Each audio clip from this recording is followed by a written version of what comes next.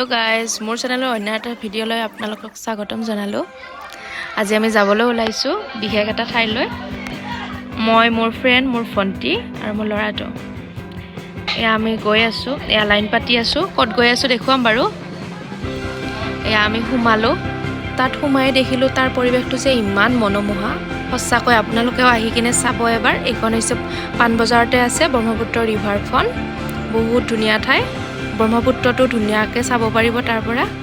আমি তাত ধুনীয়াকৈ ফটো চটো উঠিলোঁ, লগতে ৰিল চিল বনালোঁ, অলপ টাইম ঘূৰিলোঁ।